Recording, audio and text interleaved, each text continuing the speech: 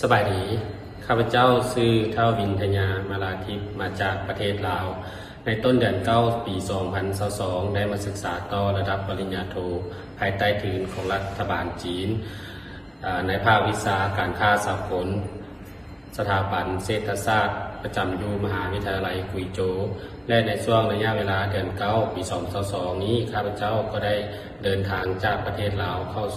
มาประเทศจีนและใช้ชีวิตในนามนักศึกษาต่างประเทศของข้าพเจ้าก็ได้ดำเนินเริ่มต้นขึ้นอย่างเป็นทางการตกมาช่วงระยะเวลาเดือน9 ปี 2023ทาง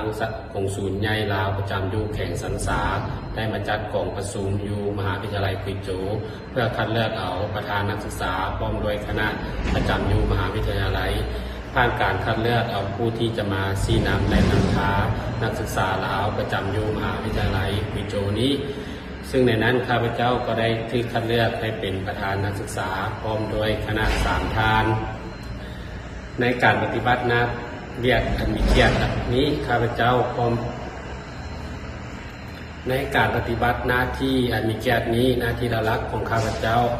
แม่นเป็นผู้ชี้นำและเป็นผู้ประสานงานหลักๆในการ เพื่อปฏิบัติหน้าที่อันมีเกียรตินี้หน้าที่หลักของข้าพเจ้าแม่นเป็นผู้ชี้นำและเป็นผู้ประสานงานหลักๆระหว่างนักศึกษาลาวกับบรรดาครูอาจารย์อยู่มหาวิทยาลัยกุยโจวนอกจากนี้ข้าพเจ้ายังได้ช่วยแก้ไขปัญหาต่างๆให้กับนักศึกษาลาวและสรุปสั่งรวมสภาพความรวมของนักศึกษาลาวเพื่อรายงานให้ทางกงศูนย์เพื่อได้รับทราบในช่วงระยะเวลาที่กำลังศึกษาห้ามเรียนนอกจากจะได้สนใจใส่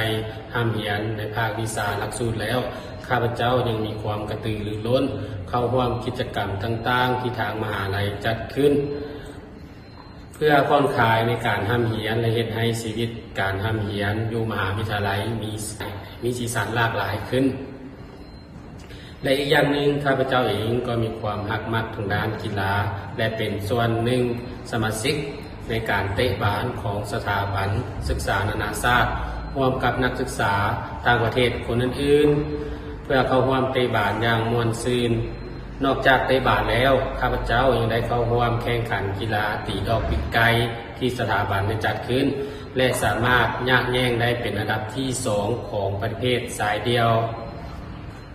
ตกมาท้ายเดือน12 2023ข้าพเจ้าก็ได้เข้าร่วมงานแสดงของนักศึกษาต่างประเทศในนั้นข้าพเจ้าได้ร่วมกับนักศึกษาลาวจำนวน5 ท่านพร้อมกันแสดงร้องเพลง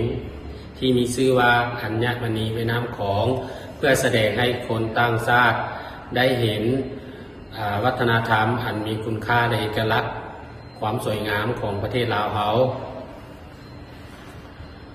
ตกมาเดือน 4 ปี 2024ข้าพเจ้าก็ได้นำพาน้องนักศึกษาลาวจำนวนหนึ่งเข้าร่วมงานที่มีชื่อว่ากุยโจวซุนเซาในงานดังกล่าวข้าพเจ้าก็ได้เข้าร่วมเตะบาสนอกจากนี้ก็ได้เฮ็ดอาหารลาวจำนวนหนึ่งเช่นยำไข่และตำบักหุ่งเพื่อแจกจ่ายให้คนในงานที่มารับชมการแข่งขันเตะบาสได้ชิมรสชาติอาหารลาวในงานดังกล่าวข้าพเจ้ารู้สึกว่ามีความเบิกบานคึกคืนและมีสีสันหลายและในช่วงเวลาเดียวกันนั้นก็อยู่ในช่วงระยะเวลาบุญปีใหม่ลาวเขา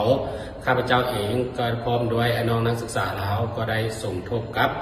นักศึกษามาจากไทยและกัมพูชาเพื่อจัดเฉลิมฉลองวันสำคัญที่จัดขึ้นทุกๆปีอยู่มหาวิทยาลัยนั่นก็คือวันบุญปีใหม่ลาวเขาและน้องนักศึกษาลาวเขาก็ได้พร้อมกันอย่างหน้าจัดสถานที่ตกแต่งอาหารและอื่นพร้อมกันเฉลิมฉลองกับครูอาจารย์และเพื่อนความศาสตร์ต่างประเทศหลายคนอย่างบวชบานมวลซืนซึ่งในช่วงระยะเวลาดังกล่าวเหตุให้ข้าพเจ้านึกถึงการเฉลิมฉลองบุญปีใหม่ลาวอยู่ประเทศลาวเขาเลยเวลาที่ใช้ชีวิตเป็นนักศึกษาอยู่ประเทศจีนมันแม่นไวอีหลีแต่ช่วงเวลาดังกล่าวก็มอบคุณค่าและความทรงจำอันดีงามให้แก่ข้าพเจ้า